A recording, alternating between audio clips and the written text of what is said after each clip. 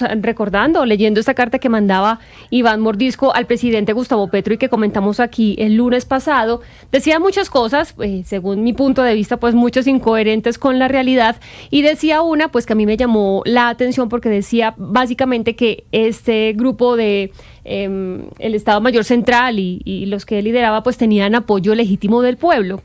Yo decía que no al aire porque me parece que esto se ha venido cambiando, sobre todo después del acuerdo de paz que brindó garantías y posibilidades para que los guerrilleros de las FARC regresaran a la vida civil, llevaran una vida normal dentro de la legalidad, pero que los disidentes habían dicho no y que ya se tenían que atener a las consecuencias. Pero yo me pregunto, después de una entrevista que escuchamos acá en Blue Radio con el alcalde del Retorno ahí en el Guaviare, y él no hablaba, por ejemplo, de secuestros de los 33 militares, sino de retención, y hablaba de irregularidades por parte de la fuerza pública, y me quedé pensando yo, ¿será que lo que decía Iván Mordisco puede ser cierto en algunas zonas de nuestro país? Vamos a hablar justamente sobre esto, Ana Cristina, porque tenemos acá dos audios para tenerle las dos versiones. Por un lado tenemos al ministro de Defensa, Pedro Sánchez, que hablaba de secuestro, y por otro lado tenemos a la comunidad campesina que habla de retención.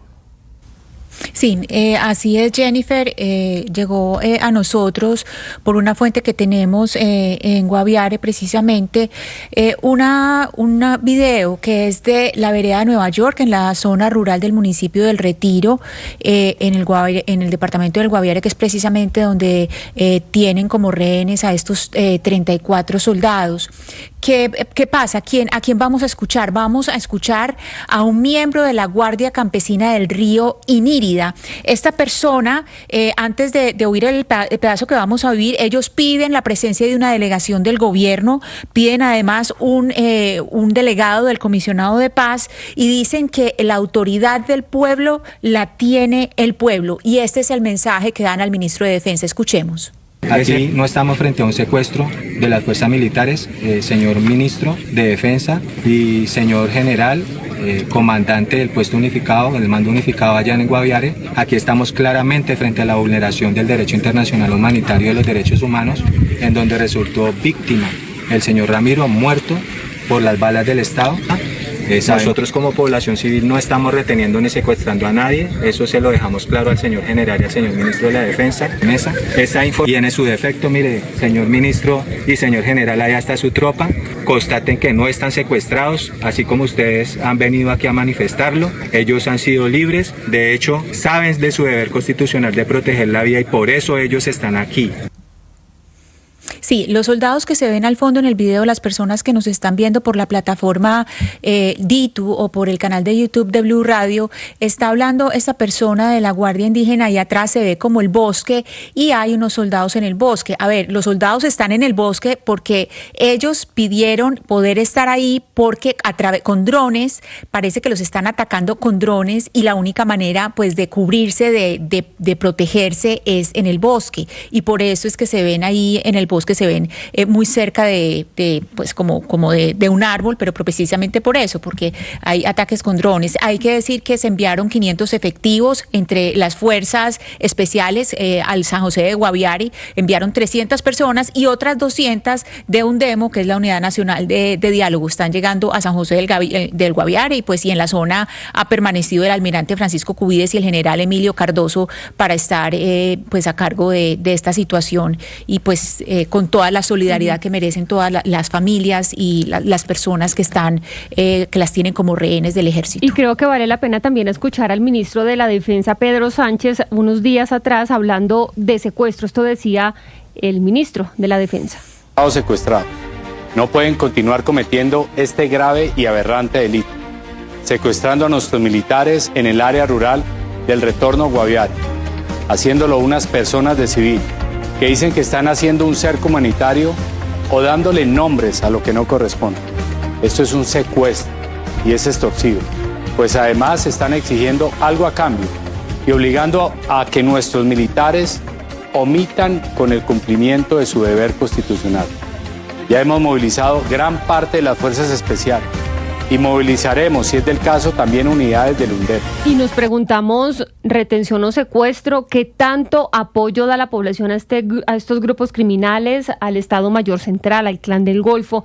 Vamos a hablar con Kyle Johnson, él es cofundador e investigador de CORE, que es Conflict Responses, que es una organización básicamente que informa sobre la realidad de los conflictos armados y la construcción de la paz acá en Colombia, cuya organización pues recorre el territorio, y por eso nos parecía importante hablar con alguien que vaya a esos territorios, que vaya al Guaviare, que vaya al Chocó, que vaya a Nariño y nos cuente qué es lo que pasa allá. Gracias, señor Johnson, por estar con nosotros.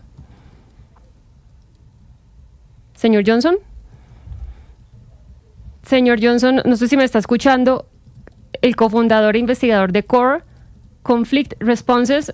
Bueno, vamos a hablar con él, Ana Cristina, precisamente por esto. Ellos hacen unos recorridos, hablan con la población, supongo que también tienen interlocución de una u otra forma con estos grupos que ejercen su control en diferentes territorios del país, específicamente en la Guajira, en el Guaviare, en el Chocó, en Nariño. ¿Qué es lo que pasa y cuál es la relación que hay entre los pobladores y entre estos grupos criminales que yo decía el lunes pasado? Pues obviamente si a uno lo coaccionan, si a uno lo desplazan, si a uno lo amenazan, pues uno como poblador indefenso donde no hay presencia estatal, ¿qué va a hacer?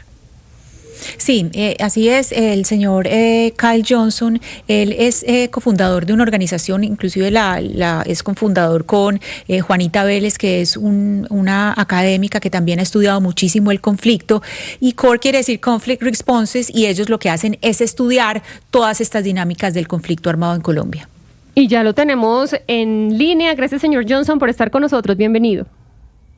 No, muchas gracias por la invitación. Un gusto estar aquí con ustedes el día de hoy. Y cuéntenos, usted, por ejemplo, en el Guaviare, ¿qué ha visto? ¿Cuál es la relación que tienen los pobladores con el Estado Mayor Central, por ejemplo?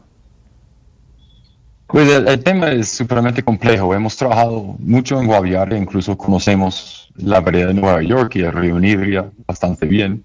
Y hay distintas como maneras de pensar un poco las relaciones que pueden existir en el departamento entre los grupos y las comunidades. La primera y es la principal, la más grande, es de presión coercitiva.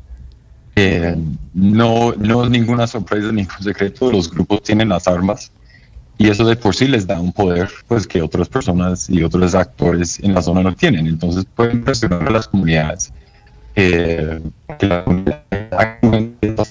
No, le estoy escuchando mal, a ver si logramos, por favor, reconectarlo o mejorar la comunicación, porque nos parece importante lo que está diciendo el señor Johnson. Dicen, muy importante, Ana Cristina, lo primero que dice, lo que mencionaba yo al principio, pues hay una presión coercitiva. Son unos grupos que tienen las armas y los otros no tienen armas, entonces por supuesto hay cierta pues coerción, incluso cooptación de las pocas instituciones que debe haber ahí en las comunidades.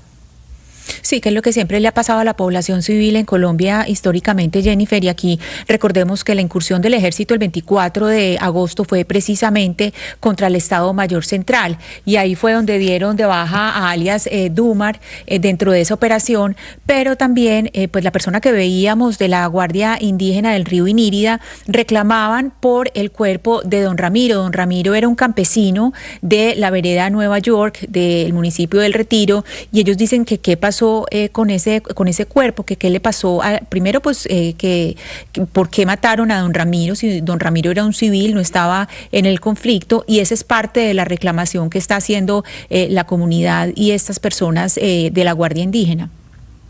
Claro que sí, vamos a ver si lo logramos tener, pero nos parecía importante pues hablar de esto mientras lo conectamos. Ya lo tenemos acá, señor Johnson, ¿me escucha? Sí, buenos días. Sí, a ver, la tercera mejor es la vencida. Vamos a ver el último intento. Nos estaba contando usted que pues había una presión coercitiva por parte de estos grupos como el Estado Mayor Central sobre la población. ¿Y cómo se ve o cómo se evidencia esa presión coercitiva? ¿Ustedes qué han visto en terreno? Pues eso se evidencia de distintas formas, pero por ejemplo, una cosa que uno ve hoy en día, tanto del Estado Mayor Central como de la gente de Calarcá, que también tiene injerencia en Guaviare, es el uso de WhatsApp y de redes sociales para mandar audios con ciertos como órdenes, por así llamarle, para la población civil. Entonces, cuando hay un paro armado o cuando hay ciertas reglas que quieren que la gente cumpla, Hoy en día es común que manden audios que se mueven entre las comunidades.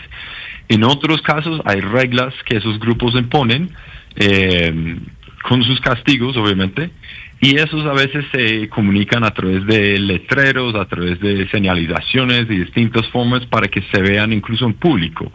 En algunas partes de Guaviare es común ver ciertas reglas, por ejemplo, sobre el tránsito por las vías, como de tener las ventanas abajo, límites de velocidad y otras prohibiciones, y uno los ve en las vías terceras que hay en el departamento. Y la otra forma que lo hacen es a través de reuniones. De vez en cuando ambos grupos en Guaviare citan reuniones con la comunidad donde reparten las reglas y los castigos y las distintas cosas que quieren que haga la comunidad por distintas razones, y de ahí también presionan la comunidad en ese sentido. Obviamente detrás de todo eso está el arma, ¿no? El arma es lo que permite que estas reglas, hasta cierto punto, en buen sentido, que esas reglas la gente las cumpla. Entonces, básicamente son ellos los que ejercen el control en donde hay una ausencia estatal, que ponen hasta límites de velocidad, que las personas que entren allí no puedan ir con los vidrios subidos en sus carros porque ellos necesitan ver quiénes van ahí. Es decir, ponen las reglas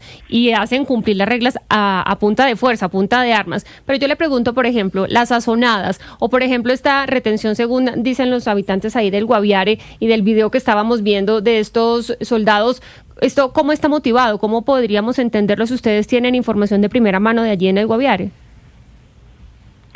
Pues ahí yo creo que las azonadas, no solo en Guaviare, sino en muchas partes del país, es un buen ejemplo de donde la presión del actor armado es fuerte.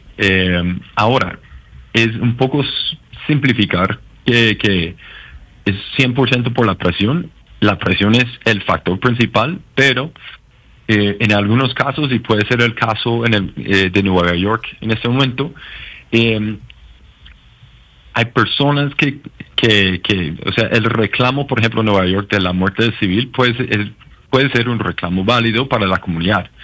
Pero eso no quiere decir que lo único que quieren hacer es hacer la azonada. Entonces, el grupo armado presiona para que haya azonada, pero el reclamo de la muerte civil puede ser un reclamo válido para la gente, porque pues si esta persona resulta que es un civil y si está muerto, pues es un reclamo que para ellos va a ser fuerte. Pero que hagan ese reclamo a través de una azonada, ahí sí entra el actor armado a presionar bastante. Y en este río, en particular el río Nidria, desde hace muchos años se ha venido haciendo, digamos, distintas azonadas, bloqueos, paros, le dan distintos nombres, contra la fuerza pública casi anualmente, normalmente por la erradicación de cultivos ilícitos. En este caso es distinto, porque es un caso de una azonada contra una operación militar, pero esto es algo que hemos visto y hemos incluso experimentado y hemos estado en algunos paros hace algunos años por el mismo sector, pero por otras razones. Entonces quizás lo nuevo aquí es que es por una operación militar y se ve en esas zonas en general, sin duda hay presión del actor armado que es muy difícil para los civiles y la población realmente resistir o manejar fácilmente. Señor Johnson, para entender un poco mejor las relaciones sociales que hay en la vereda Nueva York, cuéntenos ¿Cuál es la relación de esta guardia indígena del río Inírida? ¿Cuál es su relación con la sociedad, con los civiles que hay alrededor? Por otra parte, con el Estado Mayor Central y con el Ejército. ¿O es algo aparte? ¿Cuál es la relación que tiene la guardia indígena con estos actores sociales? No, realmente la creación de la guardia indígena, de la guardia campesina por el río Nidria es bastante reciente. Eso debe ser en los últimos 2 años, quizás máximo 3 años, o sea, es bastante reciente, y fue liderado por varios líderes sociales que viven y trabajan ahí por ese sector, y es un ejercicio para ellos de tratar de proteger de alguna forma sus comunidades, especialmente porque desde más o menos hace 3 años, casi hace 3 años, se ha venido dando algunos hechos de violencia en la zona que los tienen muy preocupados. Entonces su respuesta fue crear esta guardia. Esta guardia, nos quedamos ahí con el señor Johnson. Ana Cristina, bueno, creo que sigue con problemas de comunicación, pero me quedo con la respuesta. Esto es presión coercitiva. Es decir, entonces podemos ratificarnos en lo que comentábamos acá el lunes pasado, en donde decíamos, pues obviamente no es que tengan una legitimidad estos grupos criminales, disidencias de las FARC frente a la población, sino que pues si llegan con armas, pues obviamente ¿qué hace la población? Claro, y además los reclamos que están haciendo cuando piden que haya una delegación del gobierno, cuando piden que haya una delegación del comisionado de paz, es porque están diciendo aquí estamos entre Fuerzas Armadas. Es decir, la población civil es una población civil que está viviendo lo que se ha vivido en otras partes de Colombia, que están desesperados entre distintos actores armados y que los tienen asfixiados ellos como población civil en la mitad. Y en la vereda de Nueva York, que es parte rural del municipio del Retiro, es decir, porque además es zona rural, y estamos hablando de un departamento que es inmenso y que tiene zonas, no es muy densamente poblado, son zonas inmensas rurales, sin población. Pues estas personas lo que quieren es presencia del Estado, pero una presencia real, porque ahí pues están pidiendo delegados, o sea, no están haciendo no tienen como pretensiones etéreas, sino que son muy concretas: delegado del gobierno, delegado del comisionado de paz, y que haya una presencia real para entender qué es lo que está pasando allá. Detrás de estos protagonistas que hemos escuchado nosotros, básicamente cuando habla el alcalde de estas veredas, de estos municipios y en estas zonas tan apartadas, lo que hay que tener presente es que detrás de esa declaración está el fusil amenazante de las organizaciones criminales. Entonces, claro, ellos tienen que hablar de retenidos porque les tienen prohibido hablar de secuestrados. Cuando hablen de secuestrados, seguramente los van a matar. Esa es la Colombia que nosotros tenemos que tener presente siempre cuando escuchemos a estos actores hablando a nombre de la comunidad y a nombre de la población. Detrás está el fusil de la organización criminal amenazando. Y lo otro, está bien el reclamo legítimo. La comunidad tiene todo el derecho a reclamar porque ha sido muerto un miembro de la comunidad en unas circunstancias que hay que mirar en qué circunstancias de tiempo, modo y lugar ocurrieron los hechos. Pero eso no tiene que llevar a la comunidad a secuestrar a los soldados. Porque es que los soldados nuestros, de nuestro Ejército Nacional, están siendo secuestrados en el Guaviare. Y llevan varios días secuestrados. Y el gobierno parece indiferente. El ministro de Defensa habla de secuestrados, pero no va más allá. A estos soldados no los podemos dejar allá abandonados a merced de los que sí están armados ilegítimamente, que no están representando al Estado colombiano, que son los armados ilegales, que son las organizaciones criminales narcotraficantes que están intimidando a la población civil y que la están instrumentalizando. Eso es lo que hay que tener presente entonces en estos casos. Lo que yo sí extraño es que el gobierno nacional, en cabeza del presidente de la República, siga indiferente ante la tragedia que están viviendo nuestros soldados secuestrados en el Guaviare. Y que hay un vacío estatal muy importante e histórico en nuestro país, Oscar, y por eso cuando no hay Estado, cuando no hay escuelas, no hay hospitales y no hay fuerza pública en estos territorios donde hay habitantes, pues llegan grupos criminales a hacer sus leyes, a hacer lo que no está haciendo el Estado, porque no existe, a dictar reglas y normas y por supuesto a dictar también los castigos que ellos consideren a punta de bala. Así que nos parecía importante conversar con alguien que recorre el territorio de esta organización que se encarga de llevar información sobre el conflicto armado. Y a propósito de conflicto, paz y guerra, Gonzalo, pues tenemos que hablar sobre este ataque que se lanzó contra Kiev. Hemos hablado